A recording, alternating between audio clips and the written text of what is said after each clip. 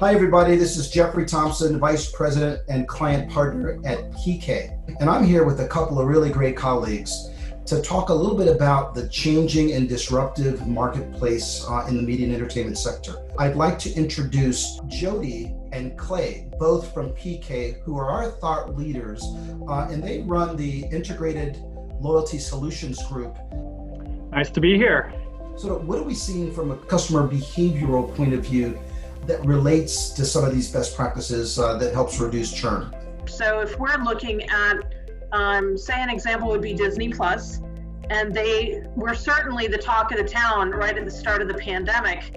I think they had a lot of great partnerships introducing a longer trial subscription, but it's really the onus ends up being on Disney to then keep those subscribers. And how do you keep it fresh? And how do you keep it engaging and compelling that once my free trial is over, that I have a reason to stay and I have a reason to want to continue to re-up for that service?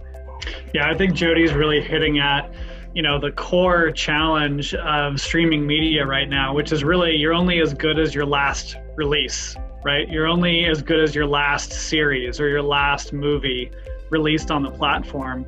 And, I think streaming media is almost facing a similar, landscape to some of these legacy businesses, maybe like a retailer, where as products proliferate and consumer choice proliferates around where people get their streaming subscription, you really have a race to have the most relevant product at all times just to keep people engaged and interested and retained. What that leads me to is kind of an interesting conversation in streaming media right now is what else can these brands be doing to build stickiness into the subscriber relationship? Oh, that's great. And one of the things that we keep talking about is personalization, whether it's personalization to recommend, content or personalization and user design and user experience.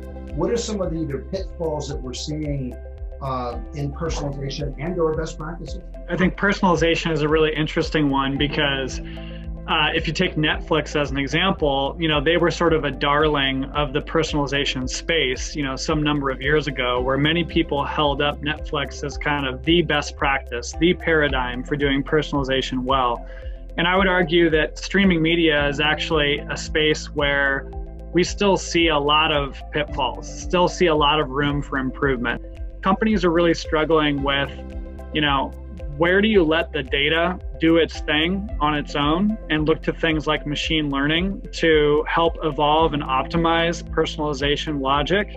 But where do you really need that human judgment? Where do you need the human overlay in terms of understanding and applying the data to the personalization model and logic in a way that helps it be more human?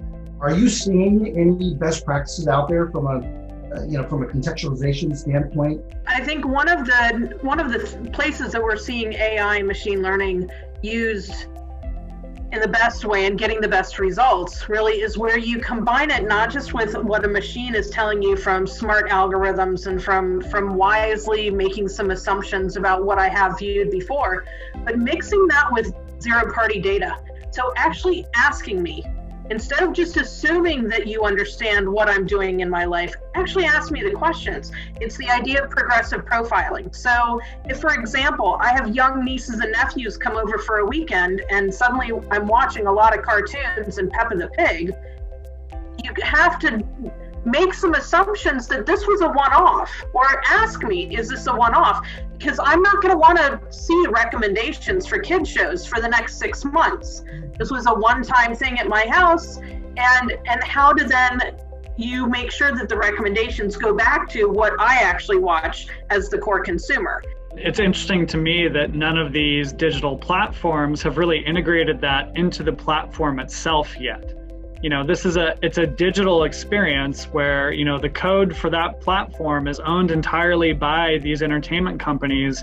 I find it fascinating that none of them have built into that user experience more of what you just described as an opportunity to collect and utilize zero-party data, customer-provided information, to give the user more control over what they receive as recommendations and what their experience is. We talk about the fact that there are, some major competitors that are digital natives in the business, and you could point to a few brands that have grown up with the digital and that, analytics and that whole ecosystem as part of their process. And now a lot of the new entrants are your traditional studios with big brands, big content offerings, but they're not necessarily digital natives. Are you seeing some best practices in that particular area that are encouraging you that they're going to be able to win in the end in building out this new business? It is an interesting trend with more of these legacy studios getting into the streaming business, like the Disneys of the world. I think that as you look at it through the lens of building kind of digitally native capabilities where they maybe aren't a digitally native organization, I think there's really two paths there, right? In some cases, you see growth through acquisition, but you also see a real need for culture and organizational evolution to rapidly achieve capabilities on par with a company like Netflix, which is much more of digital native, who recognized that the DVD game was going out of business quickly, and even though they built their business on the back of mailed DVDs, they knew the future was streaming, and they built their company in a way that allowed them to take advantage of that trend more quickly than others. And so I think some of the best practices we see are really just around, building organizations with that reality in mind. And time will tell, right, how well these legacy organizations can kind of keep up with the changes.